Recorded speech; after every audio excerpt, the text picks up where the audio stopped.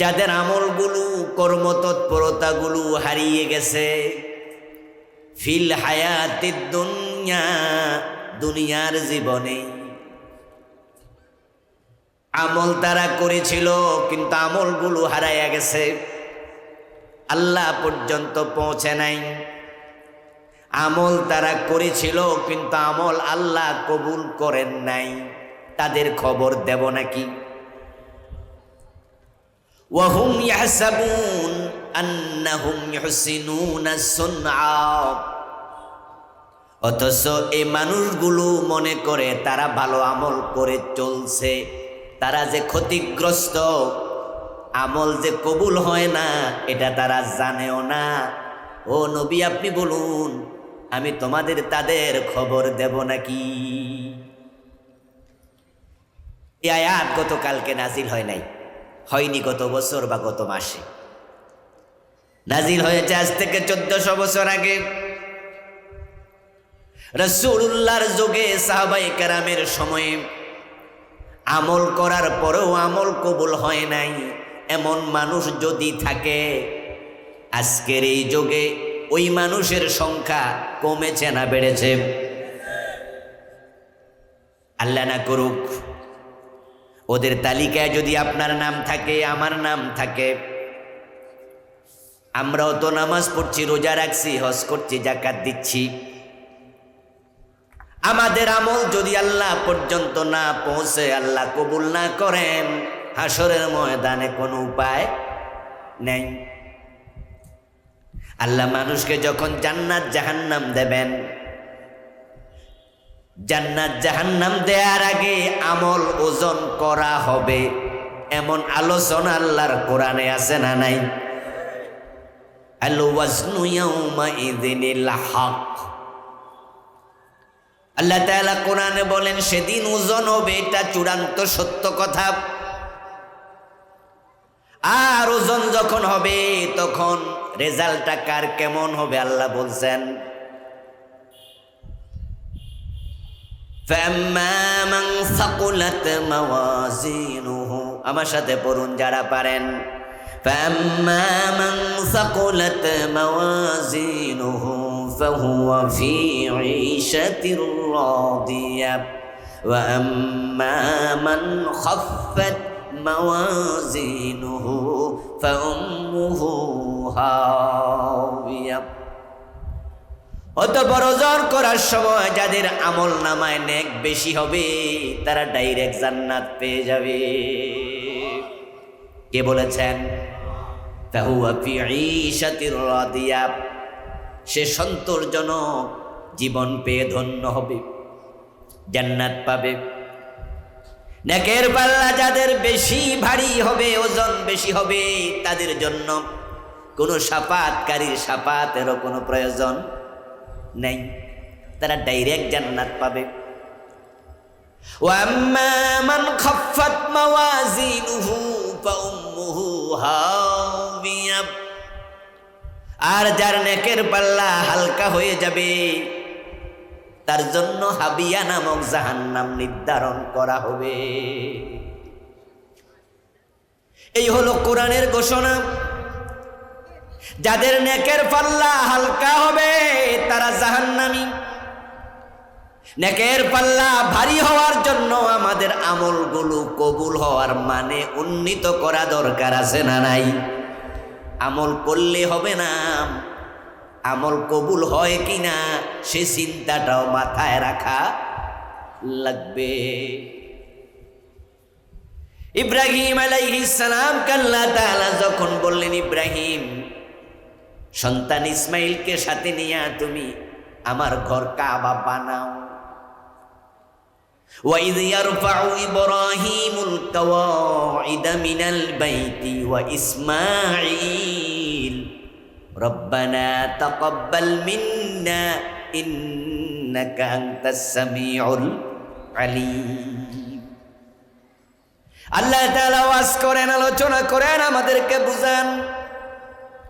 আমার আদেশ মোতাবেক ইব্রাহিম তার সন্তান ইসমাইলকে নিয়ে কাবা বানালো।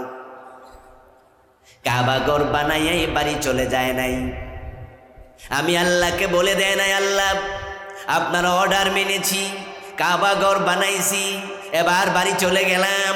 না না, কাজ শেষ করার পরে বাপ বেটা দুইজনে মিলে আমি আল্লাহর কাছে দোয়া করা শুরু করছে, রব্বানা তাকাব্বাল মিন্না, ও আমাদের রব, আমাদের আমল তুমি দয়া করে কবুল করো।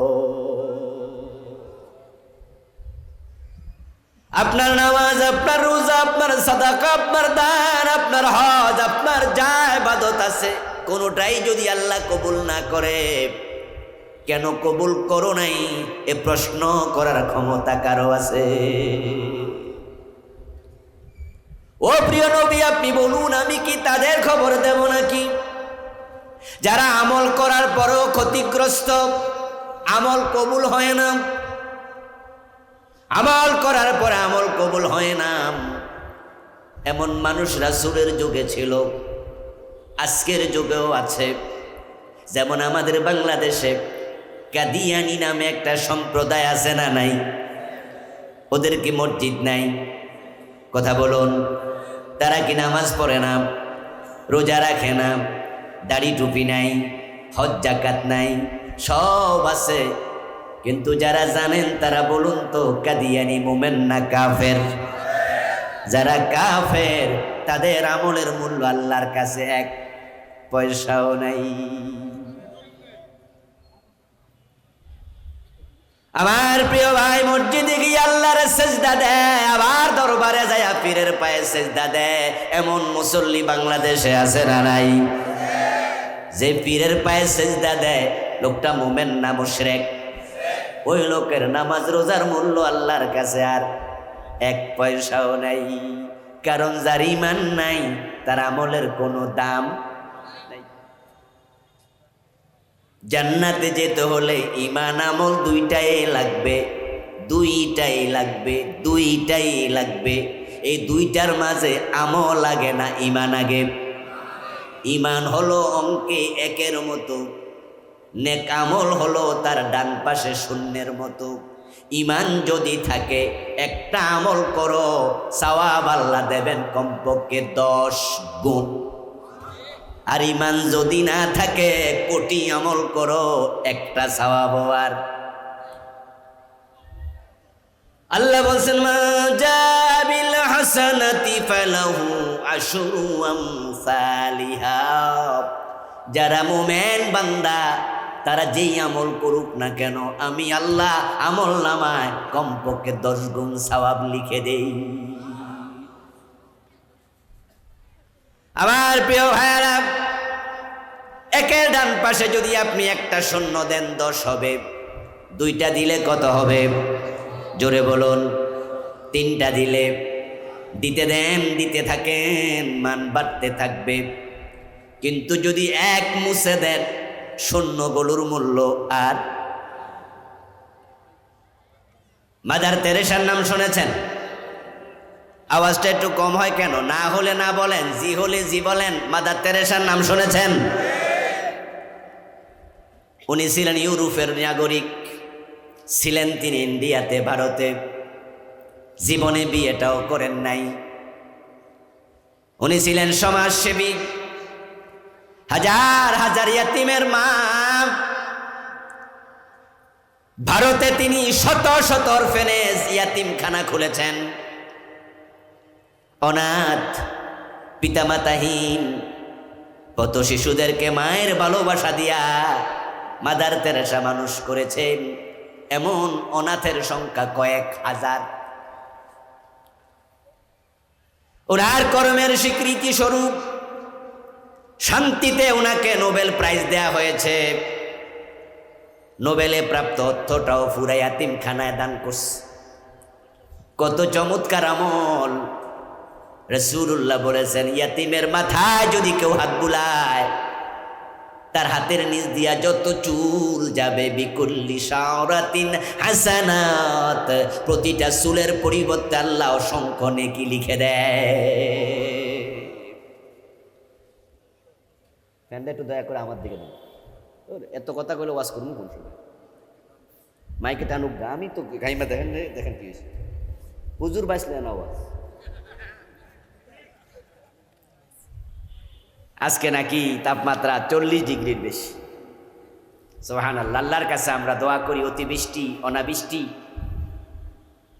অতিরোধ, অতিতাপ, এই জাতীয় পরিবেশের বিপর্যয় থেকে আল্লাহ আমাদের প্রিয় মাতৃভূমিকে তুমি হেফাজত করো, বলেন আমিন। মাত্র বৈশাখ মাস আসলো, আজকে বৈশাখের 4 তারিখ সম্ভবত, নাকি 5-6 তারিখ নাকি। এর মাঝেই চৈত্র মাসে যেরকম তাপ থাকে সেটা শুরু হয়ে গেছে। আমরা জানি যে চৈত্রের খরতাপ সবচেয়ে বেশি, কিন্তু বৈশাখে 40 ডিগ্রি পার হয়ে গেছে। আল্লাহু আকবার। আপনারা দেখেছেন গত পরশুদিন দুবাইতে এত বেশি পরিমাণ বৃষ্টি হয়েছে বিগত 85 বছর আগে নাকি হয়েছিল। দুবাইয়ের মতো আধুনিক একটি রাষ্ট্র মুখ থুবড়ে পড়েছে, কয়েকশো ফ্লাইট একদিনে বাতিল করতে হয়েছে। আল্লাহর ক্ষমতা এত বেশি, তিনি যদি কাউকে ধরতে চান তা থেকে বাঁচার ক্ষমতা কারো নাই।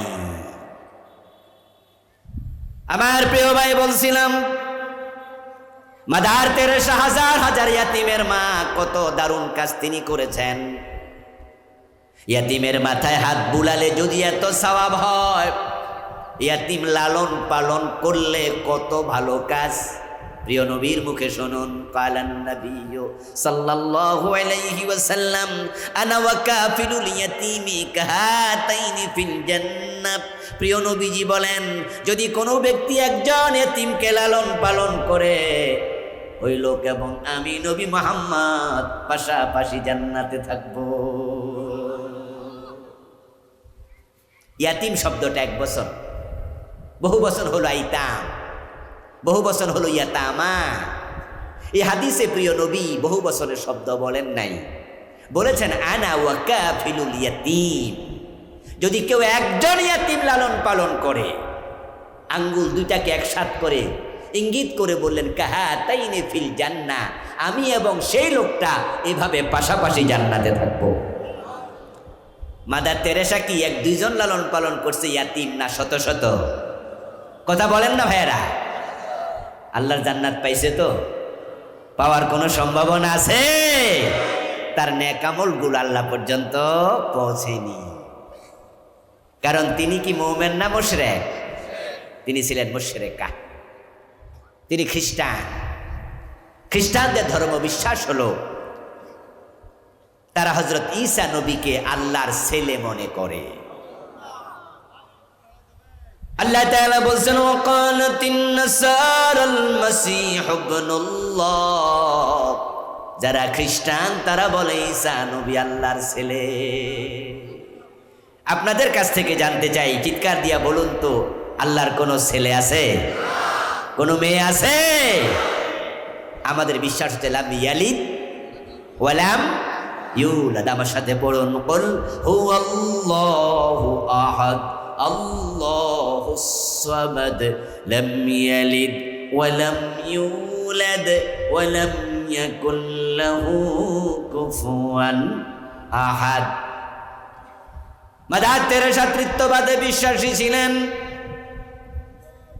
উনি ছিলেন একজন কাফের মুশরিকা নারী। যে শিরিক করে তার ঈমান থাকে না, আর যার ঈমান থাকে না তার কোনো নেক আমল আল্লাহ পর্যন্ত আর পৌঁছে না। এবার বলুন তো, কাদিয়ানি কাফের, তারা কুফরি করেছে। এই জাতীয় কুফরি করে এমন লোক আমাদের সমাজেও আছে না নাই? তো কাদিয়ানি যদি সব আমল বরবাদ জাহান্নামী হয়, তাহলে আপনি কুফরি করলে আপনারও কোনো উপায় নেই। মাদার তেরেসা একাই শিরিক করেছে, মুসলমানের সন্তান শিরিক করে এমন আমাদের সমাজেও আছে না নাই? তো মাদার তেরেসার সব নেক আমল যদি বাতিল, তাহলে আপনি শিরিক করলে আপনার খবর কি? হাশরের ময়দানে হাজার হাজার নামাজি, হাজার হাজার রোজাওয়ালা আল্লাহর সামনে হাজির হবে। হাজির হওয়ার পরে দেখবে তাদের নেকের আমল নামাটা এরকম কাগজের মতো খালি, একটা নেকও নাই। ওই মানুষগুলো সেদিন বলবে, প্রভু আমি তো নামাজ পড়েছি, রোজা রেখেছি, হজ করেছি, যাকাত দিয়েছি, আমার নেকের পাল্লা খালি কেন? আল্লাহ তাআলা বলবেন, বান্দা তুমি কি সূরা কাহফের 104 নম্বর আয়াত পড়ো নাই? 5 নম্বর আয়াত পড়ো নাই? ওখানে তো আমি বলেছি আল্লাযীনা দাল্লা সাইয়ুহুম ফিল হায়াতিদ দুনিয়া, এমন কিছু মানুষ আছে যাদের সব আমল দুনিয়ার মাঝে হারাইয়া গেছে, তুমি তো তাদের একজন। বর্ষাকালে যখন নদীতে পানি হয়, খালে বিলে পানি হয়, মাছ ধরার জন্য এরকম জাল খালের মাঝে রাখে, পিছনে চাপ দিলে জালটা এরকম উঠা যায় মাছ লইয়া। এমন জাল কি যশোরে আসেনি? এই জালের নাম এ দেশে কি? এরকম দেয়, এরকম ওঠে। আচ্ছা, আমি শুনতে পাচ্ছি না, আপনারা কি বলছেন? হ্যাঁ, আচ্ছা, হাসালি নাকি কি? ফেসালি, বাসালি, আচ্ছা, বুঝলেই হলো। নাম এক এক দেশে এক একটা। আমাদের কুমিল্লা বলে এটাকে কি জাল? বেয়াল জাল। আচ্ছা, যারা জেলে মানুষ তারা সারা রাত মাছ ধরে, ওই মাছগুলো যেন মরে না যায় তাই মাছ রাখার জন্য একটা বড় ভাণ্ড বানায়, বিভিন্ন বাঁশ টাইপের জিনিস দিয়া। এটা পানির মাঝে চুবাইয়া রাখে গলা পর্যন্ত। মাছ জীবিত থাকলে সকালবেলায় দাম পাওয়া যাবে একটু বেশি। যেটার মাঝে মাছ রাখে এটার নাম কি? এই যারা কাছে আছেন তারা একটু হেল্প করেন, শব্দ বলেন। আচ্ছা, আমাদের কুমিল্লা বলে ডুলা। তাহলে আমার শব্দটাই বুঝানেন। এই যে গলা পর্যন্ত পানি যে ডুবাইয়া রাখলো, ডুলা। ওই জেলে খেয়াল করে নাই তার ডুলার তলাই নাই, সারা রাত মাছ ধরলো, সকালবেলা এসে ভালো পয়সা পাবে এই চিন্তা ডুলার মাঝে মাছ রাখলো। কিন্তু ফজরের সময় যখন মাছ ধরা শেষ করে আবার বাজারে যাবে মাছ নিয়া, ডুলা তোলা দিয়া দেখে তলা নাই, মাছ আছে কয়টা? ও দোস্ত, মাছ ধরলে হবে না, মাছ রাখার জন্য ডুলা ভাঙ্গা আছে কিনা সেই ব্যাপারে জেলের সচেতন হওয়ার প্রয়োজন আছে না নাই? আপনারা গ্রাম অঞ্চলের মানুষ, অনেকের বাড়িতে দুধের গাই আছে। সকাল বেলায় যখন দুধ দহন করার জন্য আপনারা গাইয়ের কাছে যান, গাই গরুর কাছে যান, যে বালতিতে করে দুধ দহন করবেন, আপনারা সবাই একটা বার হলো বালতির তলার দিকে একটু চোখ বুলাইয়া দেন, ময়লা আছে কিনা দেখি। কারণ যদি ময়লার মাঝে দুধ দহন করি, দুধ ভালো, কিন্তু ময়লার কারণে দুধ আর মুখ করা যাবে না, নষ্ট হয়ে যাবে। ও দুধওয়ালা, তুমি সাবধান হও, যে পাত্রে দুধ দহন করো পাত্রটা একটু দেখে নাও, ময়লা আছে কিনা ধৌত করো, পরিষ্কার করো, তারপরে দুধ দহন করো। 2 কেজি পাওয়ার 5 কেজি পাও, খাওয়া যাবে। ময়লার মাঝে 10 কেজি রাখো, দুধ নষ্ট হয়ে যাবে। ও জেলে, মাছ রাখলেই হবে না, তোমার ডুলার তলা আছে কিনা লক্ষ্য করো, না সব হারিয়ে যাবে। আমল কেউ কম করে, কেউ বেশি করে, কিন্তু ঈমান আছে কিনা সেটা সবার আগে দেখা দরকার আছে না নাই? সব আমল বেচতে যাবে।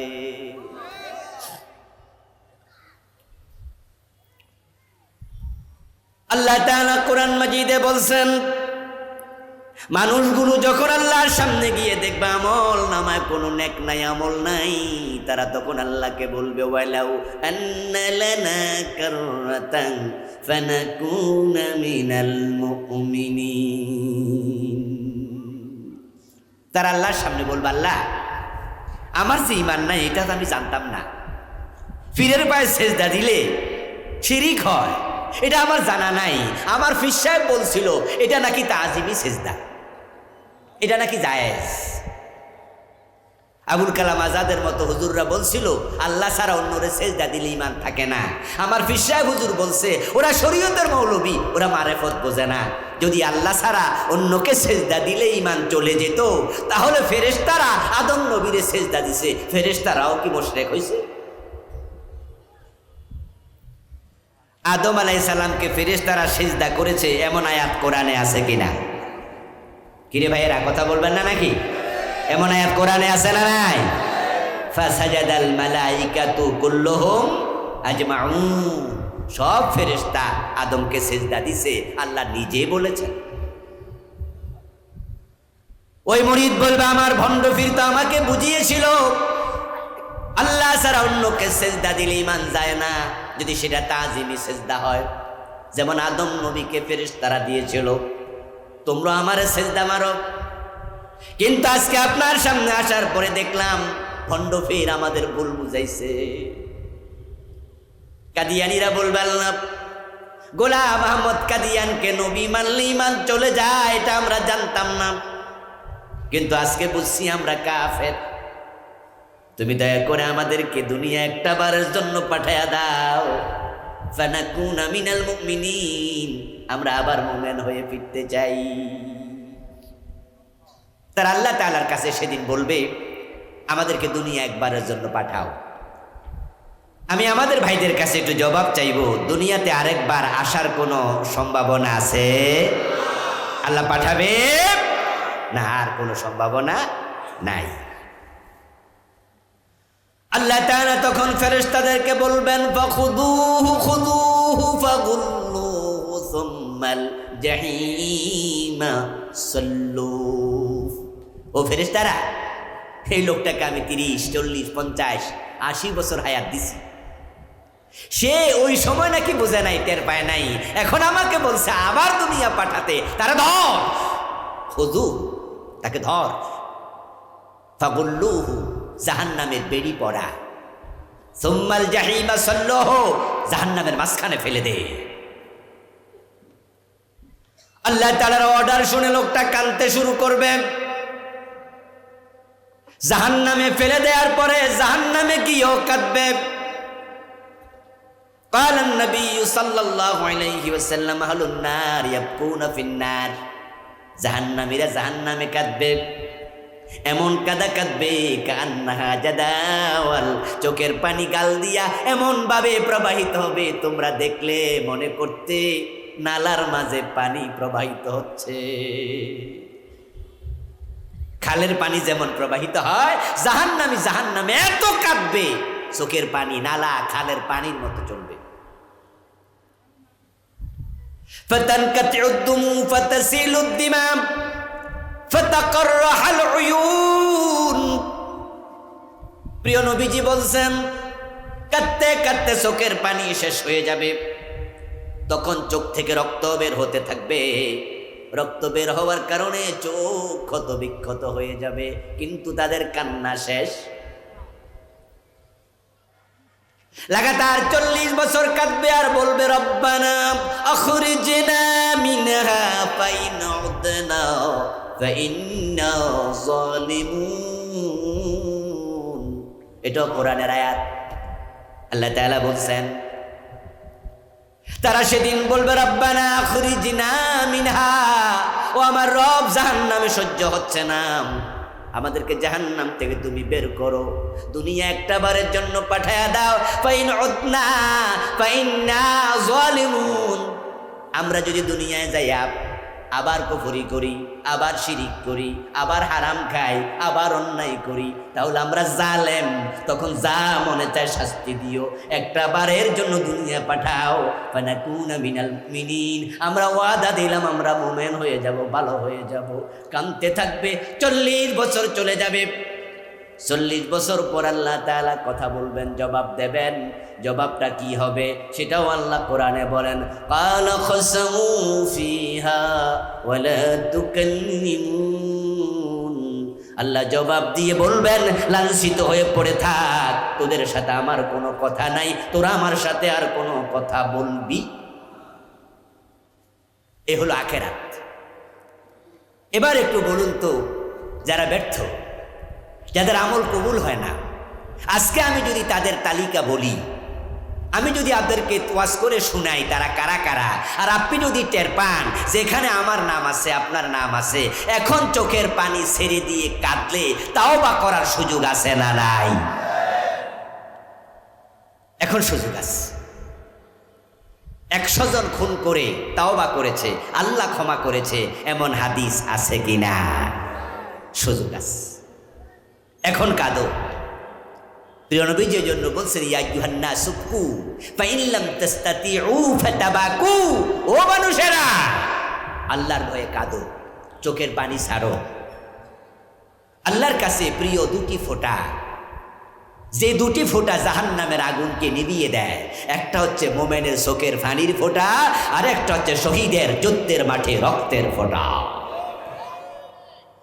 শহীদের রক্ত জমিনে পড়ার সাথে সাথে আল্লাহ শহীদের আমল নামার সব গুনাহ ক্ষমা করে দেয়। এই জন্য আমরা আল্লাহর কাছে শাহাদাতের জন্য দোয়া করি। আমরা গুনাহগার, আল্লাহর সামনে তো গুনাহ নিয়ে হাজির হলো, উপায় নাই।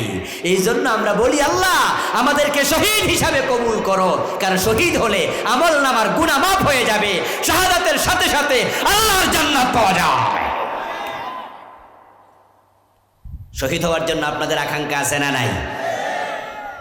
যারা শহীদ তারা সৌভাগ্যবান মানুষ।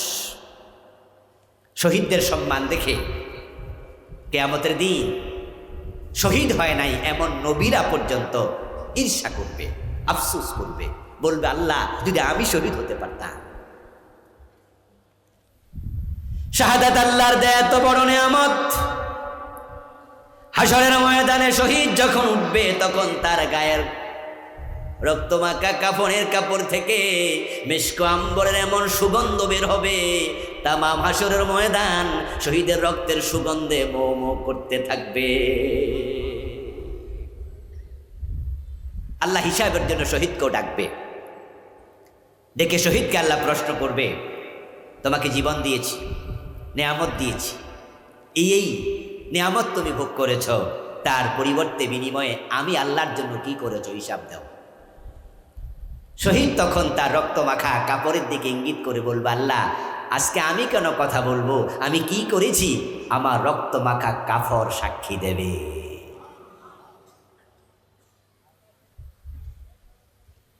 বামাশার গর খোদা ফুরসত জবাবে মান হামি গোয়াম, শহীদি খঞ্জরে ইশকত গওয়াহি মান কফনদারম। আল্লাহ যখন বলবে শহীদ আমি আল্লাহর পথে তুমি কি কাজ করেছো বলো, শহীদ বলবে আল্লাহ আমার রক্তমাখা কাপড় আজকে সাক্ষী দেবে। আমার রব খুশি হইয়া শহীদের ডান হাতে আমলনামা দিয়ে ডাইরেক্ট জান্নাত দিয়ে দেবেন। ফারুক আজম ওমর রাদিয়াল্লাহু তাআলা আনহুর জন্য আল্লাহর কাছে দোয়া করতেন শাহাদাতের জন্য, আল্লাহুম্মা রযুকনি শাহাদাতান ফি সাবিলিক ওয়াজআল মাউতি ফি বালাদি রাসূলিক। ও আল্লাহ তুমি আমাকে তোমার রাস্তায় শহীদ হিসাবে কবুল করো, তোমার নবীর শহরে আমার মৃত্যু দিও। হযরত ওমরের দুটি দোয়া আল্লাহ একসাথে কবুল করেছেন, সুবহানাল্লাহ। আমার প্রিয় ভাইয়েরা, সবাই শহীদ হতে পারবে না, কিন্তু আপনার কাছে আরেকটি ফোঁটা আছে, আরেকটি দামি বিন্দু আছে, যেটা জাহান্নামের আগুনকে নিভিয়ে দিতে পারে, সেটা হলো চোখের পানি। আমার কথা বুঝে থাকলে একটু জবাব দেবেন দয়া করে, আমাদের সকলের চোখে পানি আছে না নাই? আল্লাহর ভয়ে চোখের পানি ছেড়ে দিয়ে কাঁদার সুযোগ আছে না নাই? আবার রাসূল বলেছেন, মা মিন মুমিন ইয়াখরুজু মিন আইনাইহি দুমু ওয়ালাউ কানা মিসলু রাসিল যুবাবি মিন খাশিয়াতিল্লাহ হাত্তা ইউসিবা হাররা ওয়াজহিহি ইল্লা হারামাল্লাহু আলাইহিন নার। প্রিয় নবীজি সাল্লাল্লাহু আলাইহি ওয়াসাল্লাম বলেন, আল্লাহর ভয়ে যখন মুমিনের চোখ থেকে মাছির মাথার মতো ছোট্ট সামান্য একটু পানি বের হয়, সেটা গাল স্পর্শ করার সাথে সাথে আল্লাহ জাহান্নামের আগুন হারাম বানায়া দেয়। আমার প্রিয় ভাইরা, 5 গ্রুপ মানুষ হতভাগ্য, যাদের আমল আল্লাহ পর্যন্ত পৌঁছে না। ওই 5 গ্রুপ আমি সংক্ষেপে আপনাদের সামনে তুলে ধরবো ইনশাআল্লাহ। আর আপনি নিজেকে সেখানে খুঁজবেন। যদি দেখেন যে কোনো এক গ্রুপের মাঝে আপনার নাম ঢুকে গেছে, তাহলে আপনার চোখে পানি আছে, তাওবা কবুল হওয়ার সুযোগও এখনো আছে। আপনি আজকেই কেঁদে আল্লাহর কাছে চোখের পানি ছেড়ে দিয়ে তাওবা করুন, ইনশাআল্লাহ আপনার চোখের পানি আপনার জাহান্নামের আগুনকে নিভিয়ে দেবে। 5 দল মানুষের আমল কবুল হয় না। কয় দল? ওয়াজ বাড়িতে নিয়েন, ওয়াজ শুনে এখানে রেখে যাবেন না। আমার সাথে একটু কথা বলুন, কথা বললে কল পর্যন্ত ধাক্কা লেগে পৌঁছে যাবে। আমি আবার প্রশ্ন করছি, জবাব দিন। কয় দল মানুষের আমল কবুল হয় না? 5 দল। এই 5 দল আবার 2 গ্রুপে বিভক্ত, 2 সারিতে বিভক্ত। প্রথম সারিতে 3 দল, দ্বিতীয় সারিতে 2 দল, এই মোট হলো 5 দল। প্রথম গ্রুপ 3 দল। 1 নাম্বার কাফের, 2 নাম্বার মুশরিক, 3 নাম্বার মুনাফিক। কুফর, শিরক, নিফাক, এই 3টা অপরাধ যে ব্যক্তি করবে তার ঈমানও শেষ, তার আমলও শেষ। দ্বিতীয় গ্রুপে আছে 2 দল, যাদের ঈমান থাকে কিন্তু আমল কবুল হওয়া বন্ধ। ওই 2 গ্রুপের মাঝে প্রথম গ্রুপ যারা হারাম খায়, দ্বিতীয় গ্রুপ যারা বেদাতে লিপ্ত। হারাম খোরের কোন নেক আমল কবুল হবে না। قال النبي صلى الله عليه وسلم من اشترى ثوبا ب10 دراهم فيه درهم حرام لم يقبل الله له صلاته ما دام عليه। প্রিয় নবীজি বলছেন, যে 10 দিরহাম দিয়ে একটি কাপড় কিনলো, 9 দিরহাম হালাল, 1 দিরহাম হারাম। ওই 1 দিরহাম হারাম তার কাপড়ে ঢুকে গেছে। ওই কাপড় পরে যতই নামাজ পড়ুক, আল্লাহ 1 রাকাত আর কবুল করবেন না। সুদে টাকা লাগাইয়া ইমাম সাহেবের পিছনে প্রথম কাতারে দাঁড়াইয়া নামাজ পড়ে এমন নামাজি বাংলাদেশে আছে না নাই? যে যায় নামাজে খারাইয়া নামাজ পড়ে এটাও সুদের টাকা দিয়ে কিনছে। অফিসে যাওয়ার পরে ঘোষ না দিলে সিগনেচার করে না, অথচ 5 ওয়াক্ত নামাজি এমন ঘুষখোর অফিসার যশোরেও আছে না নাই? হ্যাঁ, নামাজ পড়ে, রোজাও রাখছে, রমজান 5 ওয়াক্ত নামাজ, 30টা রোজা রাখছে। আচ্ছা, বাংলাদেশে রমজান মাসে ঘোষের লেনদেন বন্ধ ছিল না চালু ছিল? এই ভাইয়েরা কথা বলতে হবে তো। আচ্ছা, রমাদান মাসে ঘোষ কি কমছে না আর একটু বাড়ছে? কারণ সাধারণ যে ঘোষের হার ছিল, ঘোষখোররা শেষ দশকে কয় ঈদের বকশিস দিবেন না। আগে দিতেন 500, এখন যে ঈদের আগেও 500 দিলে কি হয়? তা আমরা কি ঈদ করবো না? আমরা পোলাপাইয়া আছে না? গোশের রেট আগের চেয়ে একটু আরো। সকালবেলা অফিসে গেল, প্রতি সিগনেচারে 500,000 টাকার নোট না দিলে সাইন করে না, ফাইল আটকায়া রাখে। ঘোষ খাইতে খাইতে 2 পকেট ভর্তি করে ফেলছে। আর হাইয়া আলাস সালাহ আযান শুনেছে, জোহরের টাইম হয়েছে। অফিসার এবার ক্লায়েন্টকে বলতেছে, এই মিয়া দিলে তাড়াতাড়ি দেন, নামাজে যাব। ঘোষের টাকা পকেটে লইয়া ওযু করে আল্লাহর সামনে মসজিদে গিয়া দাঁড়ালো। আল্লাহু আকবার বলে নামাজ শুরু করে বলছে, ইয়াকা না'বুদু ওয়া ইয়াকা নাস্তাঈন। ও আমার রব, আমি তোমার গোলাম, গোলামি করতে আসছি। আর সে আজিমের উপর থেকে আল্লাহ প্রশ্ন করে, গোলাম পকেটে এগুলো কি?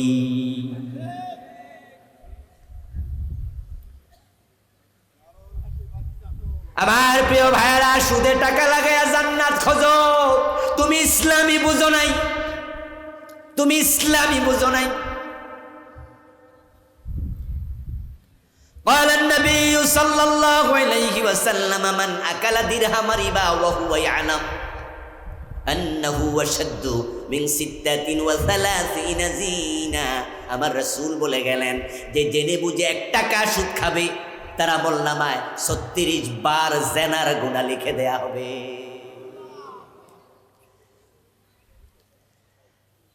1 টাকা সুদ খেলে 3600 বার জেনা হয়। 100 টাকা সুদ খেলে 3600 বার জেনা হয়, 1000 টাকা সুদ খেলে 36,000 বার জেনা হয়। যে সমস্ত মেয়েরা টাকা দিলে ইজ্জত বেচে তাদেরকে আমরা বলি পতিতা। আরো নিকৃষ্ট বাংলা হলে বলে বেশ্যা। যাকে দেখলে আমরা থুতু ছিটাই। যে পতিতা আর বাচ্চা বড় হলে ভদ্রলোক বিয়ে দেয় না, কই জারজ, বাবার ঠিক নাই। পতিতা মারা গেলে ইমাম তার জানাজার নামাজের ইমামতি করে না, বলে এর কিসের জানাজা, কুত্তার মতো খাদায়া ফেলো। অথচ কোন পতিতা যদি দিন 10 বার জেনা করে জীবনে 36,000 বার জেনার বয়স পাবে না। আর আপনি ইমামের পিছনে দাঁড়ায়া সুদে টাকা লাগায়া রাখছেন, 1000 সুদ খেলে আপনি 36,000 বার জেনাকারী হয়ে গেছেন। তাহলে আপনারা একটু জবাব দিন তো, পতিতা বেশি খারাপ না সুদখোর বেশি খারাপ? তো পতিতা দেখলে যদি থুতু দেন, সুদখোরদেরকে স্যান্ডেল দেয়া দরকার আছে না নাই? কিন্তু সুদী ব্যাংকের ডিরেক্টর, সুদী ব্যাংকের চেয়ারম্যান, সুদী ব্যাংকের মালিক, ওদেরকে আমরা স্যান্ডেল দেই, থুতু দেই না, ভোট দিয়া নেতা বানায়া দেই।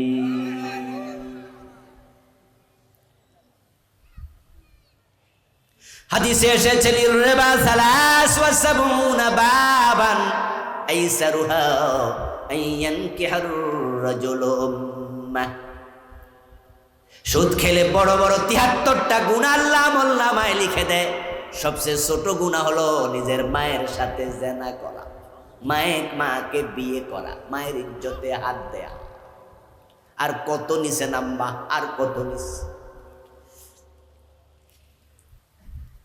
আল্লাহর হাবিব সাল্লাল্লাহু আলাইহি ওয়াসাল্লাম হারাম ভক্ষণকারীদের প্রসঙ্গ আলোচনা করতে গিয়ে একদিন বললেন, এক ব্যক্তির কথা শুনে ইউতিলুস সাফারা আশআসা ওয়া আগবারা ওয়া ইয়ামুদ্দু ইয়াদাইহি ইলাস সামা ফায়াকুলু ইয়া রাব্বি ওয়া মাশআমু মাতআমুহু হারামুন ওয়া মাশরাবুহু হারামুন ওয়া মালবাসুহু হারাম ওয়া গুযিয়া বিল হারাম ফাআন্না ইউস্তাজাবু লিযালিক। রাওয়াহু মুসলিম। আপনি হারাম খায়া কাবা শরীফে চলে গেছেন, আল্লাহর ঘরের সাথে বুক লাগাইয়া মাতাফের মাঝে খাড়াইয়া মিনা মুজদালিফায় দাঁড়াইয়া আকাশের দিকে 2 হাত তুলে বলেন, আল্লাহ, ও আল্লাহ, আমার এই দাও, আমার সেই দাও, আমার দোয়া কবুল করো, আমাকে রহম করো। আর মনে মনে ভাবেন, এমন জায়গায় দাঁড়াইছি কত নবীর পায়ের ধুলি এখানে লেগে আছে, তার কোনো হিসাব। এখানে দোয়া আল্লাহ ফিরাবে না।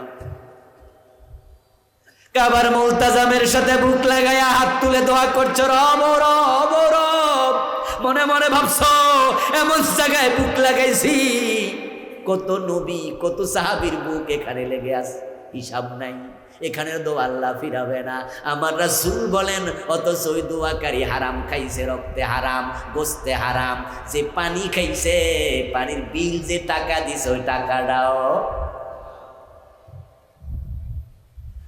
মাতাফে কেন, মিনায় আরাফায় কেন, মুলতাজামে কেন, মিজাবে রহমতে কেন, হাতিমে কাবায় কেন? তুমি কাবার ভিতরে ঢুকে দোয়া করো, হারাম খাইলে দোয়াও কবুল হয় না। আপনারা যারা ঘুষ খান থেমে যান, প্লিজ থেমে যান। যারা সুদে টাকা লাগাইছেন আজকে তাওবা করেন, থেমে যান। ওজনে কম দিচ্ছেন, মালে বেজাল দিচ্ছেন, মানুষ ঠকাচ্ছেন, থেমে যান। আপনার সব আমল কবুল হওয়া বন্ধ বন্ধ বন্ধ। বিদ্যুতের বাতি আসার আগে, ইলেকট্রিসিটি আসার আগে, বিবাহের অনুষ্ঠানে রাতের বেলায় গ্রামে গঞ্জে এরকম বড় বড় কিছু লাইট ছিল, হারিকেনের চেয়ে আরো বড়, যেগুলো ফার্ম দিলে তার ফলে আলো জ্বলত। হেসাং লাইট। আমাদের বয়সী যারা আছেন তারা এগুলো দেখেছেন। এখনকার ফোলাপানরা তো আর এগুলো দেখে না, এখন প্রয়োজনও নাই।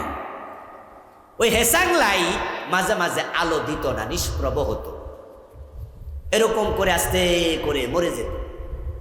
তা আমরা দেখতাম যারা এগুলো দায়িত্বশীল তারা যাইয়া এগুলাকে খুলে মুছে টুছে ঠিক করে দিলে আবার আলো জ্বলতো।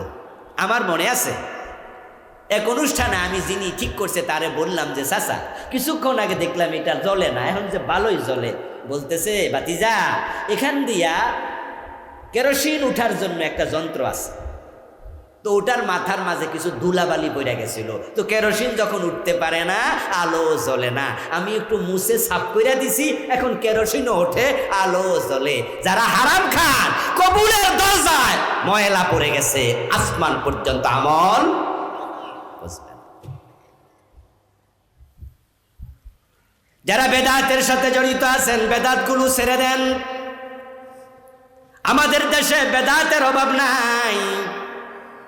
আমার দোস্ত রাসূল সাল্লাল্লাহু আলাইহি ওয়াসাল্লাম এবং তার সাহাবারা ইবাদতের নিয়তে যে আমলটা করে নাই সেটা নতুন করে চালু করার নামই হলো বেদাত। প্রিয় নবী ঈদ করেছেন দুটি, একটার নাম ঈদুল ফিতর আর একটার নাম ঈদুল আদহা। কিন্তু ঈদে মিলাদুন নবী নতুন একটা ঈদ বাংলাদেশে চালু হয়েছে। একদল লোক সওয়াবের নিয়তে ঈদে মিলাদুন নবী পালন করে, এমন কিছু লোক যশোরেও আছে না নাই? আজকের মাঠেও 2-4 জন। রাসূলুল্লাহ সাল্লাল্লাহু আলাইহি ওয়াসাল্লামের কোন সাহাবী ঈদে মিলাদুন নবী করেনি, অথচ রাসূলের প্রতি ভালোবাসা আমাদের বেশি না সাহাবাদের বেশি? তারা কেন করে নাই? কারণ আমার রাসূল যা করে নাই সাহাবারাও সেটা করে। রাসূল যেটা ছাড়ে নাই রাসূলের সাহাবারাও সেটা ছাড়ে নাই। এখন আপনারা ঈদে মিলাদুন নবী পালন করছেন, মজা পাইছেন, এটা বেদাত। প্রিয় নবী জিকির করেছেন সুবহানাল্লাহ, আলহামদুলিল্লাহ, লা ইলাহা ইল্লাল্লাহ, আল্লাহু আকবার, সুবহানাল্লাহি ওয়া বিহামদিহি, সুবহানাল্লাহিল আযীম, আশহাদু আল লা ইলাহা ইল্লাল্লাহু ওয়াহদাহু লা শারীকা লাহু, লাহুল মুলকু ওয়া লাহুল হামদু। আরো কত শব্দ রাসূল জিকির করেছেন। হাদিসের মাঝে আপনি পাবেন এভেলেবেল রাসূলের জিকিরের আলফাজ, কিন্তু আপনারা আজকে নতুন জিকির বানাইছেন, রাসূল জীবনে একবারও করে নাই। ওই জিকির করে আপনি সওয়াবের নিয়ত করেন, যেমন ইল্লাল্লাহ ইল্লাল্লাহ, এই জিকিরটা বাংলাদেশে চালু আছে না নাই?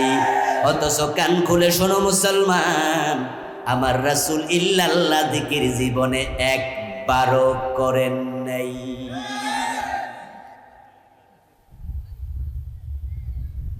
ও প্রিয় ভাইরা, বেদাত আপনার ভিতরে ঢুকে গেলে আপনি একবারে বরবাদ। এই নিয়ে আমি বই লিখেছি। এই বইটার নাম দিয়েছি প্রচলিত বিদাত ও তা থেকে বাঁচার উপায়। এই বইতে আমি 38টা বেদাত লিখছি যেগুলো বাংলাদেশে চলছে। আপনি হয়তো জানেন না যে এটা বেদাত, কারণ আপনি তো পড়েন নাই। এবার আপনাদের কাছে আমি জিজ্ঞাসা করি, না যাই না বিষ খাইলে অসুবিধা আছে না নাই? তা আপনি জানেন না, এজন্য কি আল্লাহ আপনারে ছেড়ে দেবে? আল্লাহ যদি জিজ্ঞাসা করে এলেম শিক্ষা করা নফল না ফরজ, তো ফরজ কেন শিখো না? এলেম কেন শিখলা না? জানলাম না কেন? যেহেতু রাত গভীর তাই আমি একটা বিষয়ের উপরে লম্বা কথা বলবো না। দুটো অলরেডি বলে ফেলেছি। একটা হলো হারাম খাইলে ইবাদত কবুল হবে না, আর একটা হলো বেদাত করলে ইবাদত কবুল হবে না। আরে ভাই, বেদাতি কত হতবাগা, শুধু ইবাদতই কবুল হয় না তা না, হাদিসে পাওয়া যায় বেদাত করলে হাসরের ময়দানে রাসূল সুপারিশ করবেন না।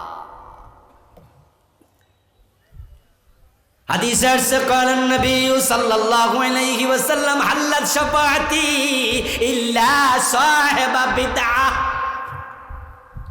প্রিয় নবীজি সাল্লাল্লাহু আলাইহি ওয়াসাল্লাম বলছেন, আমার উম্মতের জন্য আমার শাফাত হালাল বৈধ, কিন্তু যারা বেদাতি তাদের জন্য শাফাতের অনুমতি নেই।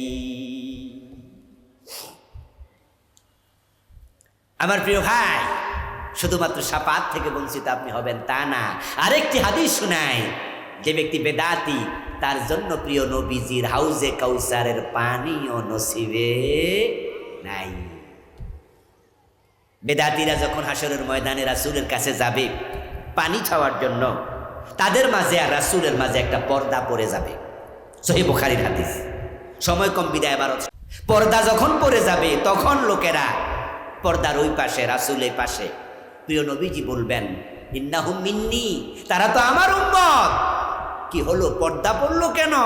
ফেরেশতারা এসে বলবে ইন্নাকা লা তাদরি মা আহদাসু বাদাক ফাকুলু সুহকান সুহকান লিমান গায়্যারা বাদি। হুজুর, এরা 2 নম্বর উম্মত, তারা ইসলামের সুবিধা মতো কমাইছে, সুবিধা মতো বাড়াইছে। ইসলামে ছিল চোর ধরে হাত কাটো, এই আইন তারা বাদ দিছে। ডাকাত ধরে শুলে দাও, এই আইন তারা বাদ দিছে। জেনা করলে 100 বেত লাগাও, বিবাহিত হলো পাথর মারো, এই আইন তারা বাদ দিছে। মদ পান করলে 80 বেত লাগাতে হবে, এই আইন তারা বাদ দিছে। আবার নতুন নতুন ইবাদত বানাইছে। রাসূল বলবে দূর হ, দূর হ, তোদের নসিবে আমার হাউজের পানি।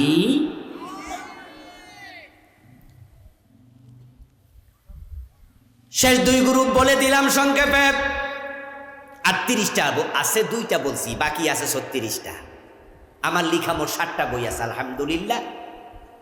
আমার ড্রাইভার আছে, এখানে গাড়ি আছে, ওখানে 7টাই আছে। যারা নিতে চাইবেন তারা শেষ দিকে ড্রাইভার থেকে নেবেন। বাকি 36টা জানবেন, জানতেই হবে। আর ইল্লাল্লাহ জিকির বেদাত এই কথা শুই না যারা মনে মনে কষ্ট পাইছেন, এটার মাঝে আমি লিখেছি। আপনি একটু নিজে পড়বেন, পড়ার পরে আপনার হুজুরের কাছে আপনি বইটা নিবেন, নিয়ে বলবেন আবুল কালাম আজাদ সাহেব বলেছে এবং লিখে গেছে, বই আমি আনছি, উনি এখানে লিখেছেন আল্লাহর নবী এবং তার সাহাবারা ইল্লাল্লাহ জিকির একদিনও করে নাই। তা আপনি যা আমাদের শিখান, আপনি কই পাইছেন? আপনাকে দেখাতে। আপনার হুজুর যদি দেখাইতে না পারে তাহলে বুঝে নেবেন ডাল মে কুছ কালা হে। আমার প্রিয় ভাই, আসুন এবার প্রথম 3 দলে। যারা কুফরি করবে তাদের ইমানও শেষ, আমলও শেষ। শুধু কাদিয়ানি কুফরি করে না, কুফরি আমাদের অনেকের ভিতরেও। কাফের হওয়ার জন্য আল্লাহর পুরা কোরআন অস্বীকার করা জরুরি নয়।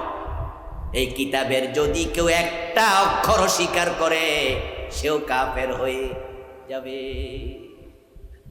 কাদিয়ানি কাফের হয়েছে, তারা কিন্তু নামাজ রোজা সব করে। আপনারা যদি ঢাকার বকশীবাজারে যান, মাদ্রাসা বোর্ডের পাশেই দেখবেন কাদিয়ানীদের একটা সুন্দর মসজিদ আছে, আহমদিয়া মুসলিম জামাত লেখা আছে। ওখানে 5 ওয়াক্তে আজান হয়, 5 ওয়াক্তে নামাজ হয়। কিন্তু তারা সবগুলো কাফের। সব আলেম একমত, হক্কানি সব আলেমের ফতুয়া কাদিয়ানি মোমেন না কাফের। কেন কাফের? উত্তর হলো তারা কোরআনের একটি মেসেজ অস্বীকার করেছে। একটি মাত্র মেসেজ, যেখানে 4টা অক্ষর আছে, খা আলিফ তা মিম, খাতামান নাবিয়্যিন। আল্লাহ তাআলা যেখানে বলেছেন আমার নবী মুহাম্মদ হলো শেষ নবী। যারা কাদিয়ানি তাদের ঈমান হচ্ছে, আকীদা হচ্ছে গোলাম আহমদ কাদিয়ান সেও নাকি নবী। অথচ গোলাম আহমদ কাদিয়ানের জন্ম 1835 খ্রিস্টাব্দে। কোরআন নাজিল হয়েছে আজ থেকে 1400 বছর আগে আল্লাহর হাবিবের উপরে 623 খ্রিস্টাব্দে। নাকি 623 না 620? একটু হিসাব করেন তো, একটু আমি কনফিউজ। রাসূলের উপরে, রাসূলের জন্ম 570 খ্রিস্টাব্দে, 40 বছর বয়সে কোরআন নাজিল শুরু, তো 40 যোগ করলে 610 হবে নাকি? 610। তাহলে কাদিয়ানের গোলাম আহমদের জন্ম হলো 1835, 610-এ কোরআন নাজিল শুরু। তাহলে কোরআন নাজিল হওয়ার 1200 বছর পরে আইসা এক বেড়াকে আমি নবী। আল্লাহ এর 1200 বছর আগে বলছে মুহাম্মদ শেষ নবী। আপনাদের কাছ থেকে আমি জানবো, আওয়াজ দিয়ে বলতে হবে, ঈমানের আওয়াজ দেন, রাসূলের পরে আর কোন নবী আছে? গোলাম আহমদ কাদিয়ান নিজে নবী দাবি করলো, কাফের হয়ে গেল। আল্লাহর মেসেজের সাথে সংঘর্ষ বাধাইয়া দিল। এখন যারা গোলাম আহমদ কাদিয়ানকে নবী মনে করে ওই মেসেজ অস্বীকার করার কারণে তারাও কাফের হয়ে, এবার জবাব আপনাদের দিতে হবে, গোলাম আহমদ কাদিয়ান তাকে নবী মেনে যারা কাফের হলো তারা আল্লাহর বিধান মেসেজ মানে নাই কয়টা? জোরে বলেন কয়টা? আচ্ছা, একটা বিষয় আমাদের সলিউশন হলো। এবার দ্বিতীয় একটা প্রশ্ন করব, ইবলিস শয়তান মোমেন না কাফের? সে আল্লাহর আইন মানে নাই কয়টা? আবা ওয়াস্তাকবারা ওয়া কানা মিনাল কাফিরিন। আল্লাহ বলছিলেন আদমরে সিজদা করো, ইবলিস শয়তান আদমরে সিজদা করলো না, অস্বীকার করলো, গাদ্দারি করলো, কাফের হয়ে গেল। এবার আপনাদের কাছে আরেকটা প্রশ্ন করি, আল্লাহর ওই আইনটা লঙ্ঘন করার আগে ইবলিস কি কাফের ছিল? তাহলে কাফের হওয়ার জন্য কি শত শত বিধান অস্বীকার করা লাগে নাকি? আচ্ছা, আপনাদের এলাকায় যদি কেউ বিষ খাইয়া মারা যায়, আত্মহত্যা করে, এই মেসেজ আপনার কানে আসে, আপনি কি তখন কোনোদিন ধারণা করেছেন সে মনে হয় 1 মণ বিষ খাইছে, 20 কেজি, 10 কেজি? বরং আপনি বুঝেছেন যে বোতল থেকে এতটুকু খাইলেই। আত্মহত্যা করে মরতে চাইলে বিষ খাওয়া লাগে না 1 মণ, 2 মণ, 5 মণ, 10 কেজি, 2 কেজি। কাফের হওয়ার জন্য 30 পারা কোরআন অস্বীকার করা লাগে না, 1 অক্ষর অস্বীকার করলেই। শয়তান মানে আল্লাহর একটা বিধান, সে কাফের। কাদিয়ানি মানলো না একটা মেসেজ, তারা কাফের। এবার আপনাদের কাছে আবার আসছি, জবাব দেবেন যারা জানেন। চোর ধরে হাত কাটো, এমন বিধান কোরআনে আছে না নাই? 52 বছরে কয়দিন মানছেন? বাংলাদেশের বয়স কত বছর? 52 বছর। আবার প্রিয় ভাইয়েরা, জেনা করলে 100 বেত লাগাও, সূরা নূরে আছে না নাই? এ 52 বছরে কয়দিন মানছেন? বিবাহিত লোককে রাসূল পাথর মেরে হত্যা করেছে জেনার কারণে, এমন হাদিস আপনাদের চোখে কি পড়ে নাই? কোনোদিন শোনেন নাই? শুনেছেন, পড়েছেন, কিন্তু 52 বছরের বাংলাদেশে কোন আদালত পাথর মেরে জিনাকারীকে হত্যা করেছে? হযরত ওমর তো নিজের সন্তান আবু শামা মদ পান করেছে, তাকেও রেহাই দেন নাই। বাংলাদেশে মাদক আছে না নাই? কিছুক্ষণ আগে নাকি এমপি সাহেব মাদকের ব্যাপারে কথা বলছে, স্বরাষ্ট্রমন্ত্রী বলছে মাদকের ব্যাপারে 0 টলারেন্স, কোনো ছাড় নাই। কিন্তু বলুন তো, যতই হম্বিতম্বি উনারা করুক না কেন, বাংলাদেশে গাঁজা, হেরোইন, ইয়াবা আছে না নাই? আগের চেয়ে কমেছে না বেড়েছে? 0 টলারেন্স বললে হবে না। মাদক যদি নির্মূল করতে চাও, হাদিসের আলোকে 80 বেতের আইন চালু করে দাও। 6 মাস বেত লাগিয়ে দেখো, 6 মাস পরে বাংলার সীমানায় মাদক পাওয়া যাবে না।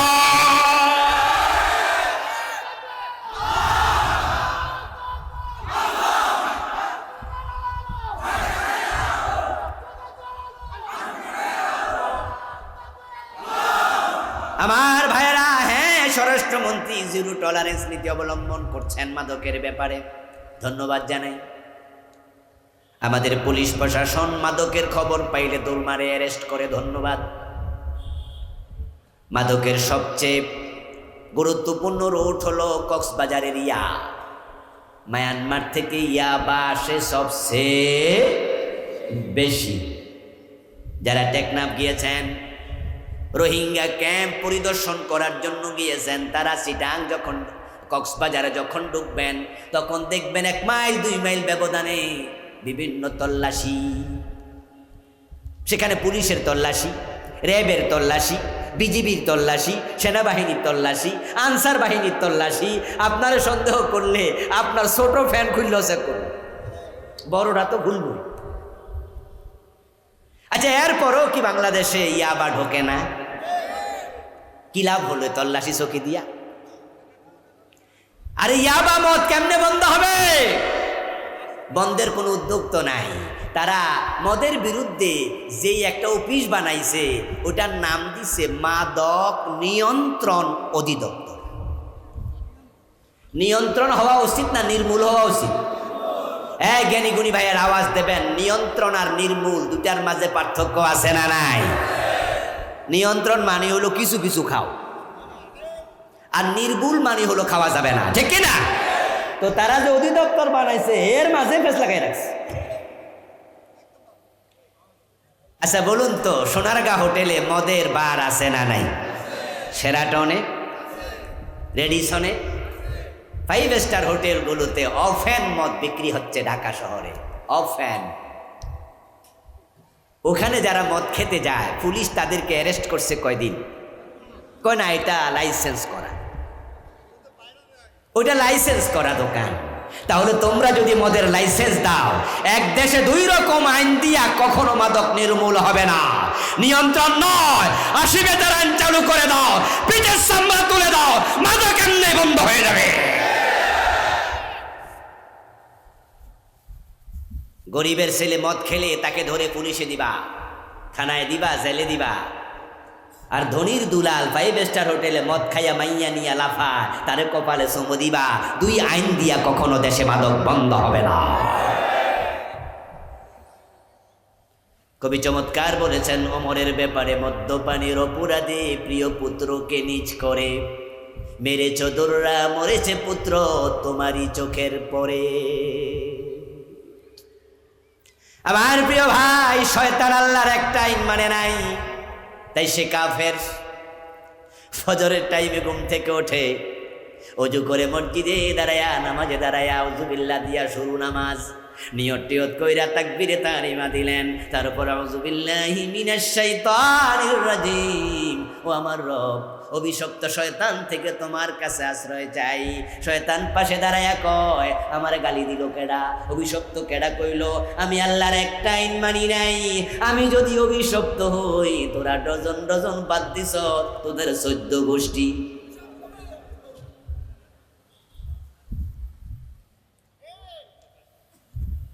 ও দোস্ত, আপনি কাদিয়ানিকে কাফের বলবেন, তার আল্লাহর একটা মেসেজ মানে না।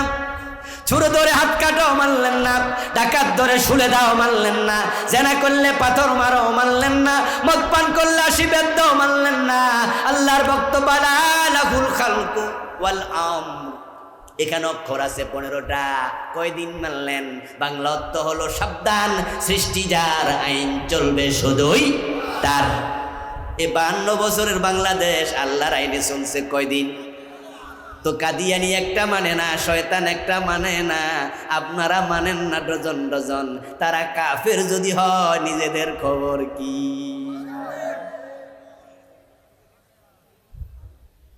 এজন্যই তো আমরা বাঘের মতো গর্জন দিয়ে, হুঙ্কার দিয়ে বলি, আমরা আল্লাহ ছাড়া কারো আইন মানব না। যতদিন বাংলার জমিনে কোরআনের আইন কায়েম হবে না, আমাদের কথা তোমরা বন্ধ করতে পারবে না। আমাদের কথার কারণে, এই ওয়াজের কারণে আগামীকালকে কি বাংলাদেশে ইসলামী আইন চালু হবে? এত সোজা। এরপর আমরা কেন বলি এই দেশে ইসলামী আইন কায়েম হলো কি হলো না, সেটা দেখার বিষয় আমাদের না। কিন্তু আমরা কাফের বেঈমান হয়ে মরতে চাই না। আমরা আল্লাহ ছাড়া কারো আইন মানব না।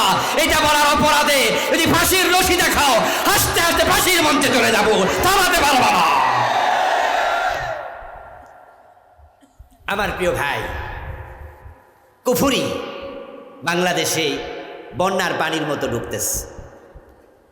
2023 সনের জানুয়ারি মাসে আমরা বই পেলাম হাতে, বাচ্চাদের হাতে বই আসলো, ক্লাস 6-এর বইতে ঢুকাই দিছে বিবর্তনবাদ। মানুষের নাকি প্রথম পুরুষ ছিল বান্দর, অথচ মানুষের প্রথম পুরুষ আদম। এমন আলোচনা আল্লাহর কোরআনে আছে না নাই? যদি কেউ মনে করে প্রথম পুরুষ বাদর ছিল, সেখান থেকে মানুষ আসছে, ঈমান আছে না গেছে? কুফরি তারা সিলেবাসে ঢুকাই দিছে। আলহামদুলিল্লাহ, আমরা আলেম ওলামারা প্রতিবাদ করেছি। জানুয়ারির মাহফিলগুলোতে আমরা প্রতিটা মাহফিলে বলেছি, বিবর্তনবাদ কুফর, এটা বাংলাদেশে চলতে দেয়া হবে না। সরকার শুনল, সাবেক শিক্ষামন্ত্রী ডাক্তার দীপু মনি কমিটি বানালেন। ওই কমিটি রিপোর্ট করলো। রিপোর্টের আলোকে সরকার সার্কুলার দিল, 90% মুসলমানের দেশে এই কুফরি মতবাদ চলতে পারবে না। এর আলোকে পাঠ্যসূচির ওই অংশ পড়া স্থগিত করা হলো। যদি আমরা প্রতিবাদ না করতাম, স্থগিত করা না হতো, আমাদের ক্লাস 6-এর ছোট ছোট বাচ্চাগুলো তারা মনে করত মানুষের প্রথম ব্যক্তি বাদর ছিল। ক্লাস 6-এ বেঈমান হয়ে 2024 সাল জানুয়ারির 1 তারিখে আবার বই হলো। বই উৎসবে আমরা বই পেলাম, দেখি এখানে ক্লাস 7-এর বইতে ঢুকাইয়া দিছে শরীফ শরীফার গল্পের নামে ট্রান্সজেন্ডার আরেক কুফরি মতবাদ। আমরা এর বিরুদ্ধে কথা বলে যাচ্ছি। ট্রান্সজেন্ডারকে বাংলাদেশে কোনোভাবে প্রতিষ্ঠিত করতে দেয়া হবে না। যদি এটাকে স্থগিত করা না হয়, মুসলমানদেরকে সাথে নিয়ে তীব্র আন্দোলন গড়ে তোলা হবে ইনশাআল্লাহ। কুফরি বাংলাদেশে আসছে পাইকারি হারে। এ নিয়ে আমি আলাদা বই লিখেছি, নাম দিয়েছি ইমান কুফর ও নিফাক। এ বইতে আমি বাংলাদেশে চলমান 56টা কুফর তুলে ধরেছি। আপনাকে জানতেই হবে, আপনার জন্য ইলম শিক্ষা করা ফরজ। তলাবুল ইলমি ফরিদ আলা কুল্লি মুসলিম। কি কি কুফর চলমান সময় নিয়ে বলতে পারবো না, কারণ রাত গভীর হচ্ছে, 12টার কাছাকাছি। আমার বন্ধু 1 নাম্বার গেল কুফর। আগে বলেছি 2টা, 3টা চলে গেল আর রইল 2টা। এর মাঝে পরেরটা হলো শিরিক। বাংলাদেশে শিরিক আছে না নাই? অভাব নাই। বিয়ের পরে বাচ্চা হয় না, 2-4 বছর আল্লাহর কাছে চায়, যখন আর হয় না তখন মরা পীরের কাছে, খাজা বাবার কাছে ছেলে মেয়ে যাওয়ার জন্য চলে যায়। এমন মুসলমানের সন্তান আছে না নাই? শিরিক তো হুজুররাও প্রচার করে। মাহফিলে এসে হাজার হাজার শ্রোতার সামনে বক্তা গান গাইছে, যে গানের ভিতরে কুফর শিরিক একসাথে বিদ্যমান। ইন্না লিল্লাহি ওয়া ইন্না ইলাইহি রাজিউন। বক্তা গান গাইতেছে, আল্লাহর ধন রাসূলকে দিয়া, আল্লাহ গেছে গায়েব হইয়া। রাসূলের ধন খাজা লইয়া শুইয়া আছে আজমিরে, কেউ ফিরে না খালি হাতে খাজা বাবার দরবারে। দেয়ার মালিক কি খাজা বাবা না আল্লাহ? দেয়ার মালিক কে? চাইবেন কার কাছে? ভবিষ্যৎ জানার জন্য গণকের কাছে যায়, হস্তরেখা দেখায়। পত্রিকায় দেখি মাঝে মাঝে, সপ্তাহে একবার ইত্তেফাক পত্রিকা, আরো 2-1টা পত্রিকা আছে, আধা পৃষ্ঠা ব্যাপী রাশি ফল প্রকাশ করে। আচ্ছা, যদি বিশ্বাস করার লোক না থাকতো, তারা কি এটা প্রকাশ করত? ঢাকা শহরে বিভিন্ন দামি দামি শপিং মলে, বসুন্ধরা সহ, সেখানে অনেক বড় বড় ভবিষ্যতের গণক, উনারা নাকি অতীত ভবিষ্যৎ ভূত পূর্ব সব জানে। দোকান খুলে বসে আছে, মানুষ তাদের কাছে হাত দেখায় আর তারা বলে সামনে বিপদ আছে, টাকা দেও বিপদ কেটে দেব, গলায় তাবিজ ঝুলালে বিপদ চলে যাবে, হাতের মাঝে আংটি দিলে বিপদ চলে যাবে। অথচ 1 সেকেন্ড পরে কি হবে আল্লাহ ছাড়া কেউ। যা শুধু আল্লাহর জন্য নির্ধারিত, তার সাথে অন্যকে শামিল করার নাম শিরক। আমার প্রিয় ভাইয়েরা, যখন মাইক হাতে পায়, আমাদের কত নেতা শিরিক করে, পাবলিককে ফার্ম দিয়া ভোট নিতে চায়। তাই বাংলাদেশে এটা চালু হয়ে গেছে অলরেডি। সেই শিরকি বাক্য বিশ্বাস করলে ঈমান শেষ। যেমন বলে, জনগণ সকল ক্ষমতার উৎস। এমন স্লোগান এই দেশে আছে না নাই? আওয়াজ দিয়ে বলুন তো, সকল ক্ষমতার মালিক কে? আন্নাল কুওয়াতা লিল্লাহি জামিয়া। নিশ্চয় সব ক্ষমতার মালিক হলো। হিন্দুদের দুর্গা পূজা আসলে শিরকের ছড়াছড়ি, ব্যানার হয়, ফেস্টুন হয়, পোস্টার হয়, টেলিভিশন চ্যানেলের মাঝে কোনার মাঝে 1 মাস 15 দিন পর্যন্ত লেখা ওঠে শারদীয় দুর্গা পূজার শুভেচ্ছা। দুর্গা পূজা শিরিক, শুভেচ্ছা জানানোর সাথে সাথে ঈমান শেষ। জঘন্য শিরক, কুফর সিলেবাসে ঢুকাইছে। আজকে স্লোগানটা গ্রামে গঞ্জে বাড়িতে বাড়িতে পৌঁছিয়ে দিয়েছে, বিশ্বাস করবা আল্লাহর কসম তোমার ঈমান শেষ। সে স্লোগানটা হচ্ছে, ধর্ম যার যার, উৎসব সবার। আল্লাহর কোরআনের পুরা উল্টা। কুরআন মাজিদ আল্লাহ তাআলা বলছেন লাকুম দীনুকুম ওয়ালিয়া দীন। এই আয়াত সবাই মুখস্থ পারেন, অর্থের দিকে একটু খেয়াল করুন। আল্লাহ তাআলা বলছেন লাকুম দীনুকুম, তোমাদের ধর্ম তোমার, ওয়ালিয়া দীন, আমার ধর্ম আমার। এবার আপনারাই বলুন তো দুইটা এক না আলাদা? তাহলে স্লোগান হবে ধর্ম যার, উৎসব শুধুই। এই জাতীয় শিরিক নিয়ে আমি আলাদা বই লিখেছি আলহামদুলিল্লাহ। খুবই জীবন ঘনিষ্ঠ কিছু বই আল্লাহ আমাকে দিয়ে লিখিয়েছেন। এই বইতে আমি 29টা শিরিক লিখছি, 29টা। একটা শিরিক নিয়ে মরবেন, ঈমান শেষ। আপনাকে জানতে হবে কোনটা শিরিক। আমি আপনাকে বলে দিলাম যে আপনার ডায়াবেটিক আছে, আমি একজন ডাক্তার মানুষ, ধরেন ব্লাড সুগার টেস্ট করে ব্লাডের সুগার আমি দেখলাম যে আপনার সুগারের পয়েন্ট 15, 16, 17, বলে দিলাম ভাই আপনার তো ডায়াবেটিক। এবার ডায়াবেটিক যদি কারো হয়, চিনি খাওয়া বন্ধ কি ডাক্তারে করে না রুগিয়ে করে? কি খাইলে ডায়াবেটিক বেড়ে যায় সে সতর্ক এবার আপনি হবেন। ডাক্তারের কাজ জানাইয়া দেয়া, রোগীর কাজ সতর্ক হওয়া, আমার কাজ শিরিক তুলে ধরা, শিরিক থেকে বেঁচে থাকার জন্য ইলম অর্জন করা, এর আলোকে আমল করা সবার দায়িত্ব, ঠিক কি না? লেখকরা বলবে, লিখবে, ওয়াইজিনরা বলবে, আমরা সবাই মানব। আরেকটা হলো নিফাক। যাদের কলবে নিফাক আছে তাদের ঈমান শেষ। প্রিয় নবীজির হাতে হাত রেখে কালেমা পড়ছে আব্দুল্লাহ ইবনে উবাই। রাসূলুল্লাহর পিছনে দাঁড়ায় নামাজ পড়ছে। দুই একটি জিহাদের মাঠেও রাসূলের সাথে গেছে, কিন্তু তার ব্যাপারে আল্লাহর বক্তব্য হলো ইন্নাল মুনাফিকিনা ফিদ দারকিল আসফালি মিনান নার, জাহান্নামে সবার তলায় থাকবে। কে মুনাফিক আমরা জানি না, এটা অন্তরের ব্যাপার, আল্লাহ ভালো জানেন। দুই একটি উদাহরণ আমি দেই, বুঝবেন। মুনাফিকের কিছু আলামত আল্লাহ কোরআনে বলেছেন, রাসূল হাদিসে বলেছেন। ফাইদা উনজিলাত সূরাতুম হুকামা ওয়া যুকিরা ফিহাল কিতাল রাআইতাল্লাযীনা ফী কুলুবিহিম মারাদুন ইয়ানজুরুনা ইলাইকা নাজারাল মাকশিয়্যি আলাইহি মিনাল মাউত। ও প্রিয় নবী, যখন কোরআনের আয়াত নাজিল হয়, আপনার সামনে যারা বসা আছে, জিহাদের কথা যদি সে আয়াতের মাঝে থাকে, এটা শোনার সাথে সাথে দেখবেন কারো কারো চেহারা কালো হয়ে গেছে, বুঝবেন তার অন্তরে মুনাফিকি ঢুকেছে। জিহাদের কথা শুনলে ভালো লাগে না এমন লোক বাংলাদেশে আছে না নাই? জিহাদের মাঝে জঙ্গিবাদ খুঁজে বেড়ায় এমন জালেম আছে না নাই? 5 ওয়াক্ত নামাজ পড়ে, কিন্তু জিহাদের কথা শুনলে মজা লাগে না। ও আমার দোস্ত, আওয়াজ করে বলুন তো যারা জানেন, জিহাদ কি নফল না ফরজ? ইয়েস, জিহাদ কখনো ফরজের নিচে নামে না। নামাজ নফল হয়, নামাজ ফরজ হয়। রোজা নফল হয়, রোজা ফরজ হয়। হজ নফল হয়, হজ ফরজ হয়। কিন্তু জিহাদ ফরজের নিচে নামে না, কখনো ওয়াজিব হয় না, সুন্নাহ হয় না, নফল হয় না, হয়তো ফরজে আইন না হয় ফরজে কিফায়া। কুতিবা আলাইকুমুল কিতাল, কুতিবা মানে ফরদা।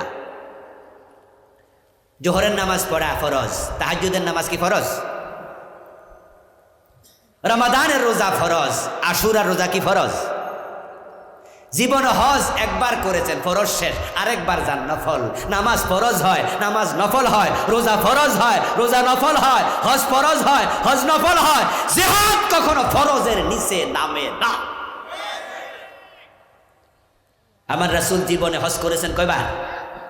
একবার। যুদ্ধের মাঠে সেনাপতি হয়ে তলোয়ার হাতে নিয়েছেন 27 বার। কথা আছে 80 বারের একটু বেশি।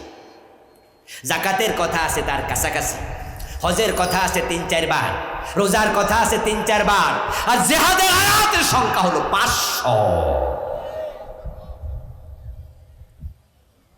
আর সে জিহাদের কথা শুনলে মজা লাগে না? জঙ্গিবাদের গন্ধ খোঁজে, অথচ জিহাদের সাথে জঙ্গিবাদের কোনো সম্পর্ক। জঙ্গিবাদ হারাম, জিহাদ করা ফরজ। জিহাদ একটা ইবাদত, তবে জিহাদের ভুল ব্যাখ্যা করা যাবে না। আমাদের কিছু কিছু ইয়াং লোক আছে যারা জিহাদের ভুল ব্যাখ্যা করে। আমাদের বাংলা ভাই মানুষ মেরে গাছে ঝুলাইয়া রাখছে, নাম দিছে জিহাদ। 500 জায়গায় একসাথে বোমা ফুটাইছে, শায়খ আব্দুর রহমান সাহেব জেহাদ করছে। আদালতে বোমা মেরে বিচারক হত্যা করার নাম জেহাদ নয়। সিনেমা হলে বোমা মেরে সাধারণ মানুষ হত্যা করার নাম জেহাদ নয়। নিরীহ মানুষকে আক্রমণ করা জেহাদ না। ইসলামের জেহাদ হচ্ছে অন্যায় যেখানে প্রতিবাদ, প্রতিবাদ শুরু হবে মুখ দিয়ে, লিখা হবে কলম দিয়ে। অন্যায় দেখবেন মুখে বলবেন, কলম দিয়ে লিখবেন, সেমিনার সিম্পোজিয়াম করবেন, মিছিল করবেন, মিটিং করবেন, অন্যায়ের বিরুদ্ধে প্রয়োজনে তলোয়ার হাতে নেওয়া লাগবে। এটার নাম জিহাদ। আমার প্রিয় ভাইরা, এই মুনাফিকের আলামত আমার এই বইটিতে 29টা লিখছি। বাংলাদেশের আলেম ওলামারা ওয়াজ করে 3টা লোক। কথা বললে মিথ্যা বলবে, ওয়াদা করলে খেলাফ করবে, আমানত রাখলে খেয়ানত করবে, আরেকটা হাদিস আছে আরেকটু বেশি, ঝগড়া করলে গালিগালাজ করবে। এই 4টার ওয়াজ অ্যাভেলেবেল, কিন্তু বাকি 24টা 25টা গেল কই? আমি তো 29টা লিখছি। এই যে জেহাদ ভালো না লাগলে এটা মুনাফিকি। আল্লাহ বলছে ফি কুলুবিহিম মারাদ, অন্তরের সমস্যা। মিথ্যা কথা আমরা কই আসি, জীবনে মিথ্যা কথা বলেন না এখানে কয়জন আছেন? তাই বলে আপনি মুনাফিক না, এটা মুনাফিকের ছোট্ট আলামত। যে ওয়াজগুলো শুনেছেন, মিথ্যা বলা, ওয়াদা খেলাপ করা, আমানত লঙ্ঘন করা, এগুলো ছোট ছোট আলামত। নেফাকে আমলি, মুনাফিক আসলে প্রকৃত মারাত্মক মুনাফিকি এটা না। মারাত্মক যেটা, যেটা কলবে ঢুকলে ঈমান চলে যায়, এগুলোর আলোচনা নাই বললেই চলে। এই 5টা মৌলিক নিকৃষ্ট চরিত্র থেকে নিজকে বাঁচাতেই শিরক করা।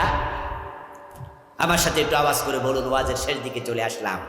শিরক করা, কুফর করা, নিফাক করা, হারাম খাওয়া, বেদাতের সাথে সংশ্লিষ্ট হওয়া যাবে না। ইনশাআল্লাহ আমল কবুল হবে, জান্নাত মিলে যাবে।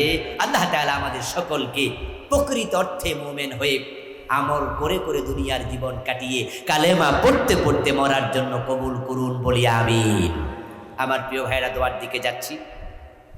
আমার লিখা একটি বই আছে, ওহিরায়না পরকাল। 550 হাদিস বা 552টার মতো হাদিস দিয়ে লিখেছি। 500 আয়াত লিখেছি। তাকে সালাতের উপরে লিখেছি, মিরাজের উপরে লিখেছি, ব্যক্তি ও পরিবার নিয়ে লিখেছি,